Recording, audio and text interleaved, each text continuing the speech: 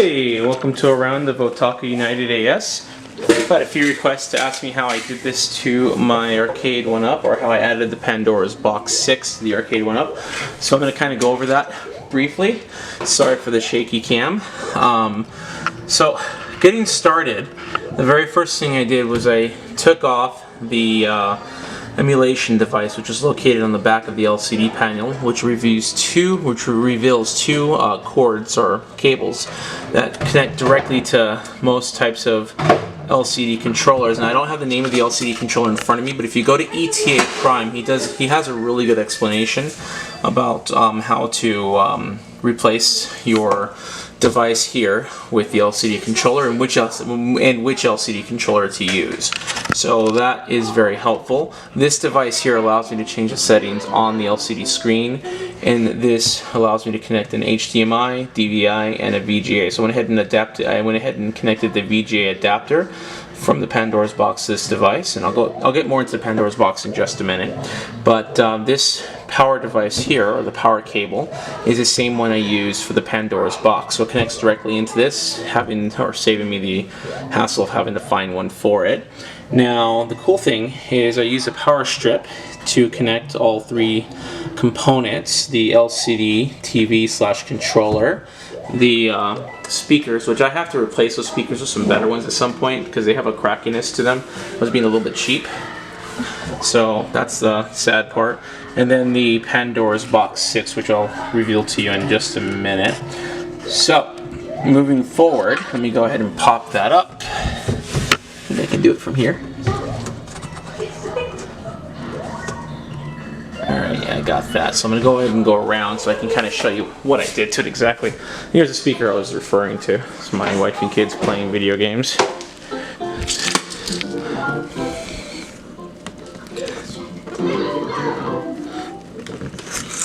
Okay, so coming into here, this is the Pandora's Box, and I have the VGA adapter, the HDMI adapter, which I can connect to an external source, the power cable, and then the speaker sound out. Now the Pandora's Box does come with an internal speaker, but the way I set it up, I didn't want to use the internal speakers on the Pandora's Box.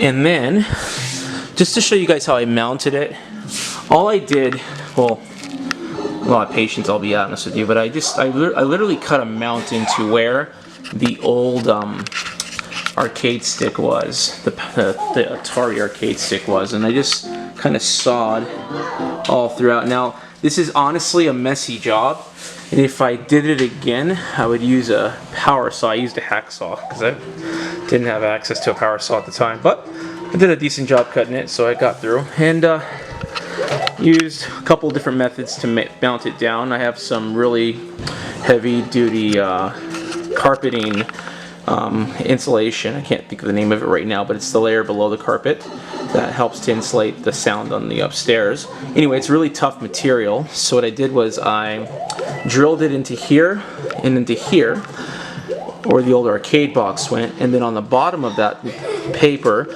I went ahead and drilled it into the arcade box here and here. So as you can see, while it does kind of come up, it's pretty stable. So I mean, I can move it around no problem and it won't come off. And then I tested this in my classroom with my students for about 2 weeks. So we had just run a camp, and I could tell you that after 2 weeks of abuse from students, it's still in one piece. Say hi to my son. Say hi, Shin. Eddie. All right. So let me go ahead and just turn it on for you, and you can see. All right. So just switch it on. It's like any other Pandora's Box. Now the cool thing is, even though the power's on and the screen's not on, once I turn that power on right there, it automatically tells the LCD monitor to turn on itself. The only thing that does not affect it, unfortunately, is the speakers. But once again, I'm actually going to be replacing these speakers and putting them either in this area or right below this area, because I'd rather not have those visible. But pretty straightforward. Honestly, The part that took me the longest was mounting this thing. Once you get it mounted, it's extremely easy. And I to be perfectly honest, I wouldn't go the mounting route if you don't have to. There's a couple of different ways around this. I just didn't feel like drilling too many holes into the arcade board or looking for an alternative arcade board. The main reason being, on the Pandora's box, you have this strip right here, and inside the Pandora's box, this is one giant circuit board, and it's actually longer than the width of the Arcade1up machine. So it made more sense to connect the Pandora's box directly to this device without having to rewire everything and order additional wiring harnesses for the arcade sticks and controllers and drill holes into the device that I didn't want to drill in. But anyway, I took a lazy approach to doing this, and frankly speaking, it works just fine. And I got a lot of my favorites on here for when I'm bored, and we will put on one of my old classic favorites. Now, in terms of the arcade sticks, I'm using the standard arcade sticks, or the arcade sticks and buttons that this Pandora's box came with. I'm not using Sanwa or anything, but for me, it's perfectly fine. I'm a casual gamer. I'm not hardcore, and as long as I can pull off moves and put in certain commands, I'm good to go. And so, for those of you that recognize, this is Road Avenger in the west and Road Blaster in the east. So let's go back to the back of the machine real quick, and hopefully I don't destroy it.